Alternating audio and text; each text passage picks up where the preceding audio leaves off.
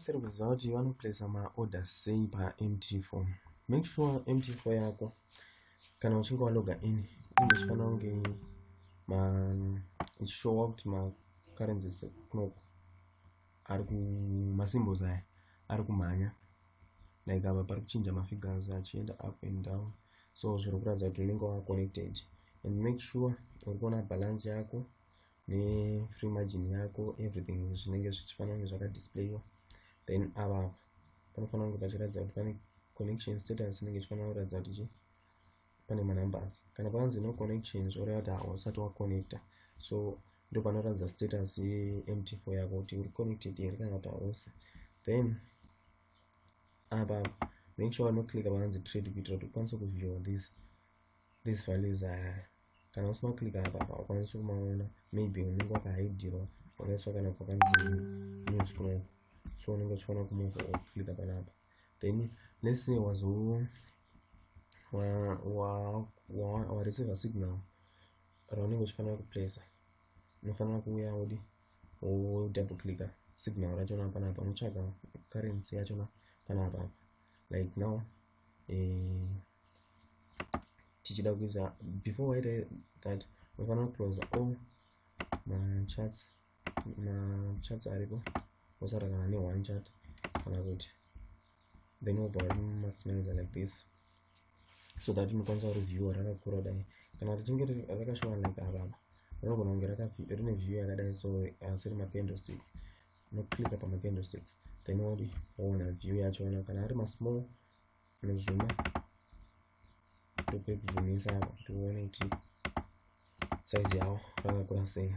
Like now let's say ndine signal re-euro USD randareceiver kana kuti randaanalyzer ndichida kureplace, ndinongoya pariri panapa euro USD, then to double clicka like zvandaita open up this window, then you choose your lot size. Kana une mari yakawanda like this one, ine account ine 5012, so I prefer to use $1 per pip lot size, that is 0.1 ish ndo inonzi lot size, same as volume. So unouya uselect panapa uichoose kana kuti unouya utypira in 0.1, then stop loss yako apa vantoda kuplace buy signal. So buy signal zvinenge zvichireva kuti market yandiri kutenga nayo ndeishi, market price yandiri kutenga nayo this one ndo the ask price, ndo inoshandiswa for mabuy, right? So kana ndiri pane this ask price ndo inonge ichinzi futi market price iyoyi yandite.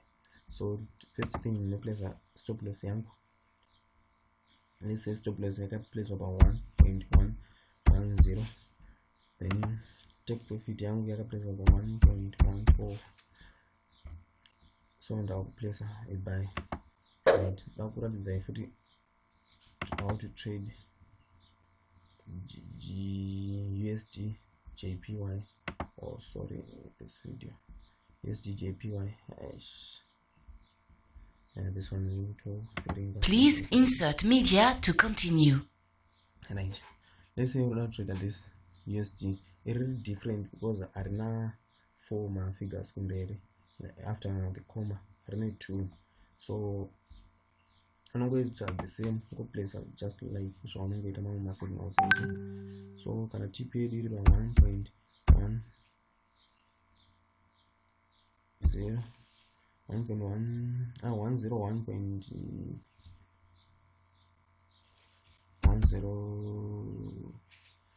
okay, TP inofanira kuenda above because toda kuiplace iri pa 102.50, then stop loss yedu toda kuisa ku 101.30, then maybe unenge wafunga kuti sezvo iri time yenews uda kutrade une lot size hombe unogona kuchoose big lot size, but manje please insert media to continue. Lot size hombe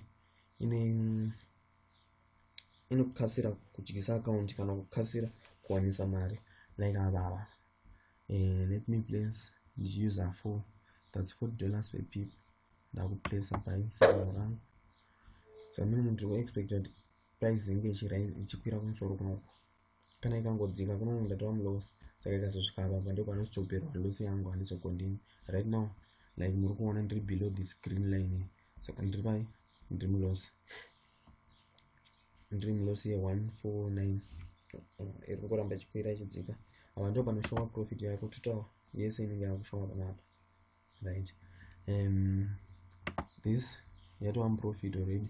Let's say wafunga no ndakuda kuti ndi close because ndawana enough profit, so unongouya uklika panapa kuti close, then Please insert media to continue. iri kuramba ichida kukwira kumusoro ichireduce profit yayo, so painongoenda above this line inenge in profit. So to expect profit kana iri above this line, ikangoenda below takutotarisira kuti ichange loss. So zvino muri kuona iri ngochinja profit yachona. So ndo maplacerwa anoitwa maorders market execution, but pane mamwe anonzi mapending orders. Let's say ndoda kuplace a pending order like here, uno double click futi uya uchoose lot size yakuda kushandisa, then woseta ma stop loss ako, buy sell stop yandoda kuplace iyi. So ndoisa stop loss inenge iri above market price kana iri sell stop loss inofanira kunge iri above. So let me place it by 102. Please insert media to continue. Profit now which is place up 100.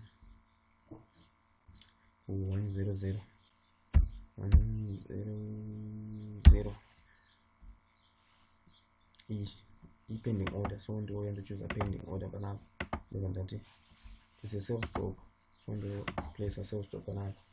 Then do taura panduda i place a sale kana yasvika. Kana ikasvika panapa pana 101.50 around here, inofanira place a self stop yangu. Saka ndakuisira self stop yangu ipapa 101.5 ndoba ndaisira. So muchanotisa kuti ndapanenge pana ne second green line kuno ubva ucheka uona kuti pakanzi sell stop here nelot size yachona zvine zvakanyorwa panapa neorder number yachona. So ndio lot size ndo panoplacerwa sell panapa. Saka sell inenge yakudzika. Please insert media to continue. I expect that inge ichidzika because ika trigger this sell ikadzokera kuma ika reverse ndoita loss, but kana ika continue ndo ndaita profit. So ndo maplacerwa anoita ma orders achona. Thank you guys.